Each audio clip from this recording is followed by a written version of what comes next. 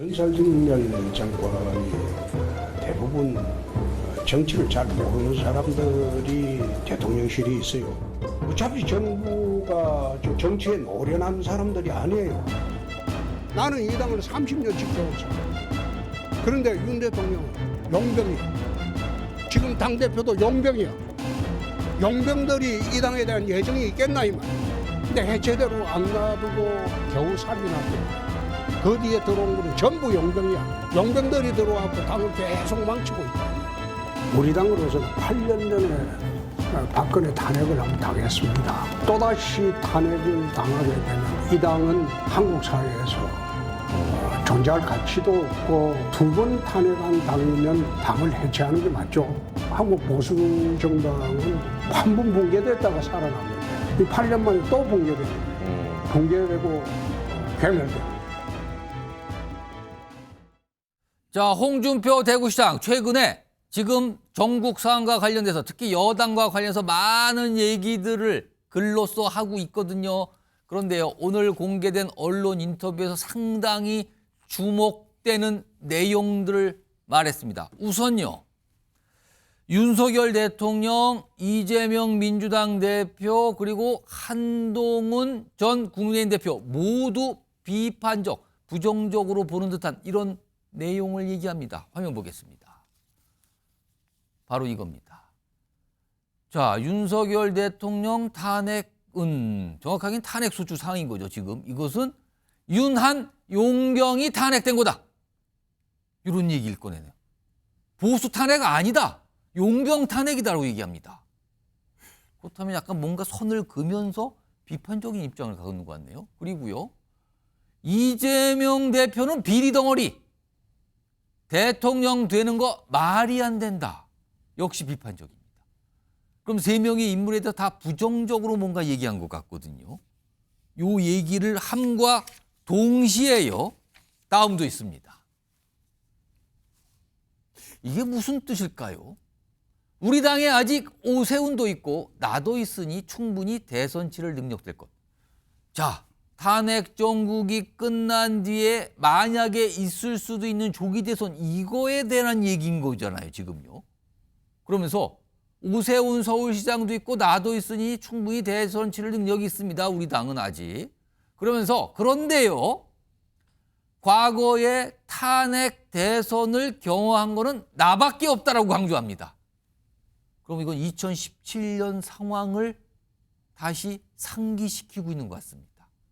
탄핵 대선 경우 나밖에 없다. 이 얘기를 꺼내놨습니다. 자, 이 얘기 좀 해볼 텐데요. 오늘 두 분 또 나오셨습니다. 최수영 시사평론가 그리고 박원석 전 국회의원 자리하고 계십니다. 안녕하십니까? 네, 안녕하십니까. 우선요, 박원석 전 의원님. 오세훈 시장 얘기도 하면서 동시에 박근혜 전 대통령 당시 탄핵 때 탄핵선 치러봤던 경험이 있다. 근데 그 경험은 나밖에 없다 지금. 만약에 열릴 수도 있는 조기 대선, 그게 열린다면 나서겠다는 걸 지금 벌써 얘기한 걸까요? 이거 어떻게 좀 봐야 됩니까?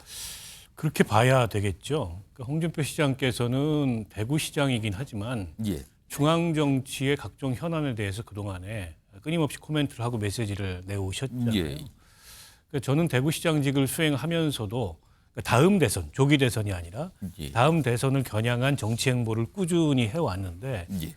예상하지 않았던 지금 정치 일정이 발생을 했고 사실은 모든 정치인, 혹시라도 대선을 생각한 모든 정치인에게는 돌발상이 나온 거예요. 그렇습니다. 지금요. 근데 이제 이 윤 대통령 탄핵을 전후로 해서 이제 홍준표 시장의 메시지가 굉장히 많아졌습니다. 누구보다 활발하게 SNS를 통해서 메시지를 내고 계신 분 중에 하나고, 그런데 이제 문제는 대통령 탄핵이 부당하다 이렇게 주장하면서 예. 그 탄핵에 찬성했던 국민의힘 국회의원들을 비난하고 당에서 내쫓아야 된다, 레밍이다, 뭐 이런 말씀을 하고 계셔서 국민들의 대다수 의견과는 굉장히 동떨어진 얘기를 하고 계시고, 특히 한동훈 대표한테 그동안에 이제 시종일관 비판적이었는데 이번 이제 뭐 비상계엄 탄핵 사태를 맞이해서는 그 비난의 강도가 훨씬 더 높아졌습니다. 원래 홍준표 시장이 이제 정치적 경쟁자들을 향해서 고운 소리를 안 하고 예. 끊임없이 이제 비판적인 메시지를 내시는 분이기는 한데, 홍준표 시장이 생각하는 대로 이게 2017년도에 그 박근혜 탄핵 당시하고 유사한 상황이긴 하나, 그때는 어떻게 해가지고 탄핵 이후에도 국민의힘이 대선을 치를 수 있었지만 예.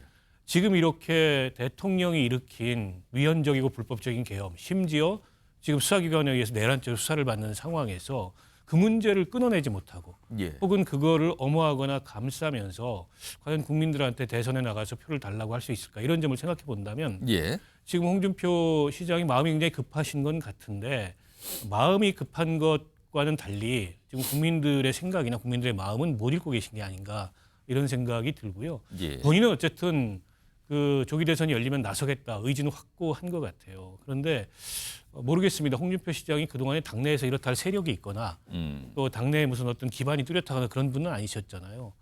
과연 뭐 국민의힘에서 대선을 치른다 하더라도 홍준표 시장님이 후보가 될 수 있을지 그거는 뭐 지금으로선 전혀 모르는 상황이죠. 사실 홍준표 대구시장 지난 2017년에 후보가 됐고요. 지난 2021년에는 국민의힘의 대선 경선에도 도전을 한 상황이었죠. 당시에 사실 윤석열 대통령 등 다른 당시 후보들과 경쟁을 벌이는 상황이었거든요. 당시 영상 좀 불러보겠습니다.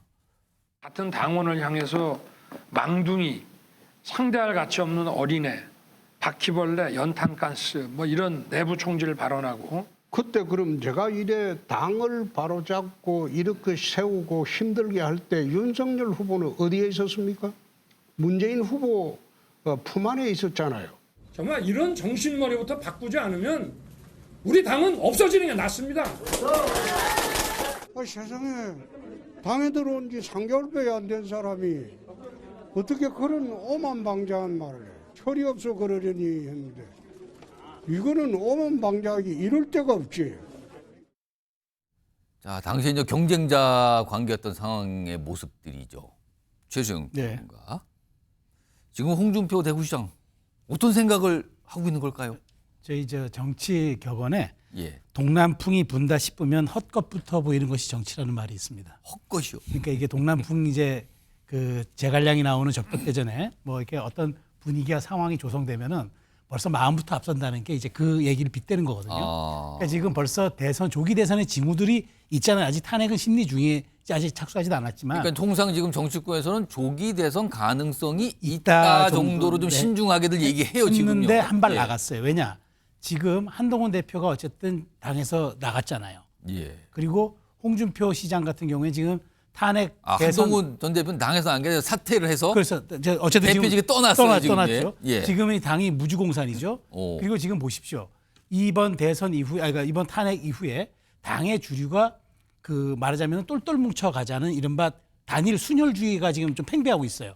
그렇다면 지난번 대선에서 홍준표 시장은 여론조사에서 앞서고 당원투표에서 패했습니다. 예. 그래서 이른바 하방이라는 대구를 택했는데 본인 입장에서는 이번 기회야말로 핵심 당원들, 즉 지지층을 끌어모을 수 있는 기회. 그러니까 중요한 거는 본인은 여론조사 같은 경우에는 이미 한번 탄핵 대선 재수생이기 때문에 자신 있다고 생각하는 것 같은데 중요한 건 지지층에 지난번처럼 밖에서 후보를 모셔왔는데도 내가 졌다라는 그 아마 뼈아픔 때문에 예. 이번에 빨리 이런 메시지를 내는 거는 대안이 내가 있으니까 흔들리지 마라. 오. 이번에 밖에서 이른바 용병, 업둥이 이런 거 안 된다. 예. 그리고 내부에서 간다 그러면은 내가 있고 오세훈이 있는데 오세훈 시장 얘기는 얘기도 자주 했죠. 해요. 아니 그 요즘에. 얘기는 제가 보기에 예. 본인 혼자만 얘기하면은 예. 이른바 한동훈의 무주공산에 따른 이른바 자기가 거기다가 말뚝박기라고 생각하지만 예. 실제 오 시장과 함께 간다 그러면은 지금 명분도 있고 그리고 제가 알기로 사석에서 학교 동문이고 또 검사 후배고 그러니까 법조 후배고 해가지고 예. 굉장히 편하게 대한다 그러더라고요. 그러니까 오 시장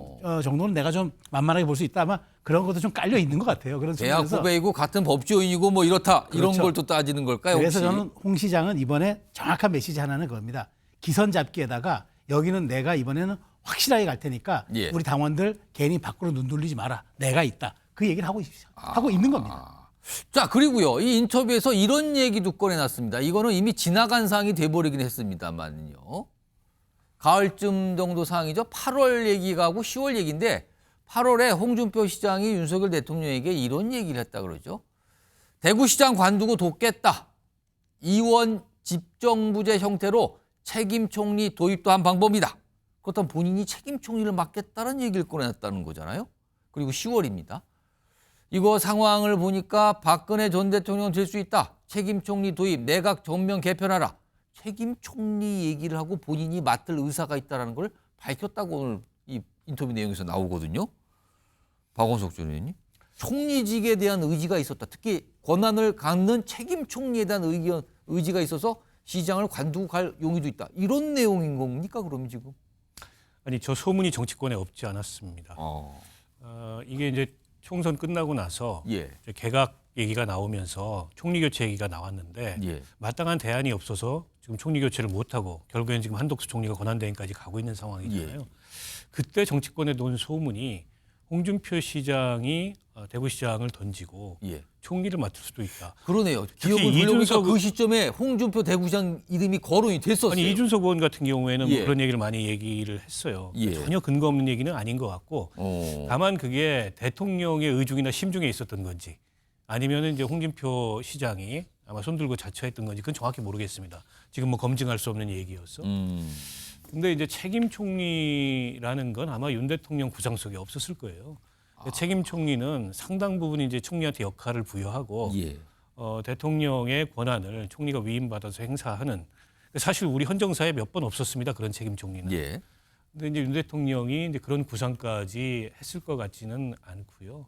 다만 홍준표 시장으로서는 저 시점만 하더라도 다음 대선이 멀리 있기 때문에 지금 대구시장을 한 번 더 할 뿐이 아니고 대구시장은 이번 하고 그만둘 건데 그러느니 차라리 중간에 경로를 좀 바꿔서 총리 트랙으로 가서 국정을 좀 성공적으로 안정시키고 예. 또 대통령의 국정 운영을 잘 서포트하면 대권 경쟁에서 좀 유리한 고지를 차지할 수 있지 않겠냐 이런 판단을 했던 게 아닌가 싶어요. 물론 윤 대통령도 뭐 홍준표 시장의 의중이 어떤지 한번 연락을 해본 게 아닌가 싶습니다. 8월 달쯤에 전화했다는 거. 왜냐하면 뭐 개각을 해야 되는데 마땅한 그 후보자가 없고 무엇보다 야당이 다수인 국회에서 인준이 돼야 되는데 정치인 출신이 아니고서는 당시 환경을 보면 인준되기가 어려웠거든요. 예. 어떤 흠결이라도 발견될 가능성이 높았기 때문에 뭐 그런 차원에서 검토를 해봤는지 모르겠습니다만 홍준표 시장이 주장하시는 대로 예. 내치의 권한을 넘기는 뭐 책임 총리 이런 것까지는 아마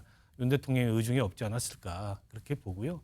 뭐 이게 지난 얘기이기 때문에 지금 와가지고 홍준표 시장이 저렇게 말씀하시는 게 실제 어느 정도 사실에 가까운지 검증은 불가능합니다만 어쨌든 본인 생각 속에는 대구시장을 임기를 마치는 것보다는 예. 다른 트랙으로 대권 경쟁에 나서보겠다 이런 이제 욕심이 좀 있었던 게 아닌가 싶습니다.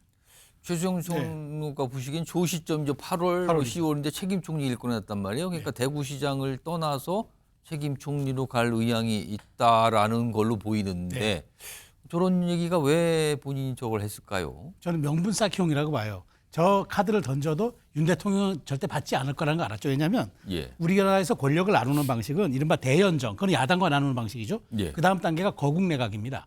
다 그 정치 세력이 정치 세력에 참여하는. 그 다음이 책임 총리입니다. 예. 그 다음에 이제 대통령 중심제에서 대통령이 그냥 총리만 인정하고 대통령이 나머지를 다 이끄는 이제 그 레벨 순위가 있는데 책임 총리는 대통령의 권한을 상당 부분 이양하고 자기 권력을 포기하는 거예요. 그런데 예. 최근에 지금 윤 대통령이 계엄을 왜 했습니까? 본인이 야당의 모든 국정에 대해서 발목을 잡고 자기의 권한과 권위를 인정하지 않고 예산도 깎고 법안도 다 그 하나도 정부 조직법 개편안도 못하게 하고 그래서 자신의 권한을 행사 못하게 했다고 해서 계엄한 거 아닙니까? 근데 책임 총리를 미리 이거는 아예 적법하게 권한을 나눠주겠다? 이게 앞뒤가 안 맞는 얘기잖아요. 그렇다면 저는 이렇게 봅니다. 당시 시점상 8월이면은 한동훈 대표와 아주 대립각을 극도로 많이 세울 때입니다. 예. 당시 대통령도 각을 세웠고 홍 시장도 각을 세웠습니다. 예. 자, 이 시점에 이 얘기를 꺼낸 이유는 그런 마음이 있었겠죠. 일단 이 얘기는 본인이 지방에 대한 그 여러 가지 경험이 있는 정치 경륜도 있고 그다음에 중앙 정치 무대도 있음으로써 내가 선제적으로 제안함으로써 애국심과 그다음에 이런 당파를 초월한 국정에 대한 내가 헌신성을 내가 예. 보여주는 것 그런 목적이 하나 있겠고 두 번째는 일종의 한동훈 견제용이죠. 한동훈은 아무것도 사실은 그 당시 이제 뭐 비대위원장과 법무장관 했다는 것 외에는 대표로서의 그런 정치적 커리어가 없으니까 그것도 부각시키면서 대통령에게는 선택지를 주는 거죠. 최소한 이것이 안 받아들여지더라도 예. 명분이 될 수 있고 한동훈 대표보다는 클 수 있는 정치인이라는 걸 보여주는 정확한 전략의 수죠. 근데 저는 홍 시장이 알았을 것 같아요. 이건 대통령이 안 받는다. 왜냐하면 대통령의 성정과 정치 스타일을 잘 알고 있는 홍 시장이 대통령이 덥석 그럼 당신이 내치하고 나는 국방과 외교만 전념할 테니 홍 시장이 다 알아서 하시오. 그러면 홍 시장은 정치 일정에서도 본인이 총리를 맡았기 때문에 다음 대선까지 나가는 약간의 스케줄도 좀 차질이 빚을 뿐더러 2인자가 대통령이 된 적이 없어요. 차기 대권에. 예. 그런 측면도 감안해서 제가 보기에 아마 생색내기용 내지는 명분 쌓기용의 그 타이밍상 그런 명분을 가지고 아마 던진 카드일 가능성이 더 높다고 봅니다.